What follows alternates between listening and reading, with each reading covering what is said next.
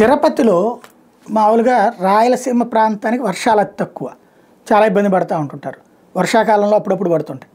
అట్లాంటిది తిరుపతిలో ఎక్కువ రోజుల పాటు భారీ వర్షాలు అన్నటువంటిది ఇక్కడ కీలకమైనటువంటిది, రాబోయేటటువంటి రోజుల్లో జరగబోతున్నటువంటి అంశం. వాతావరణ మార్పుల ప్రభావం కారణంగా ఇది జరగబోతోంది. IPCC inter governmental panel on climate change model ఆధారంగా చేపట్టిన అధ్యయనం ప్రకారం నైరుతి ఋతుపవనాల సమయంలో భారీ వర్షాల రోజులు 30-40 నుంచి 40 దాకా ఉన్నాయి. వర్షపాతం ఏడాదికి 8 నుంచి 32% దాకా పెరుగుతుంది అన్నటువంటి అంచనా వేస్తున్నారు. తిరుపతి జిల్లాలో వాతావరణ పరిస్థితులకు సంబంధించి ఢిల్లీకి చెందిన ది ఎనర్జీ అండ్ రీసెర్చ్ ఇన్స్టిట్యూట్కి చెందిన పరిశోధకులు వెంకటరమణ కాగిత, స్వీడన్కి చెందినటువంటి ఉప్పసల విశ్వవిద్యాలయం ప్రొఫెసర్లతో కలిసి అధ్యయనం చేశారు. 1981 నుంచి 2010 వరకు భారత వాతావరణ శాఖ విడుదల చేసిన వర్షపాతాన్ని బేస్ చేసుకుని అధ్యయనం చేస్తే 2026 నుంచి 2100 వరకు కూడా 3 విభాగాలుగా విభజిస్తే 3 భాగాల్లోనూ సీజన్ల వారీగా వర్షపాతం పెరుగుతుందని అంచనా వేశారు.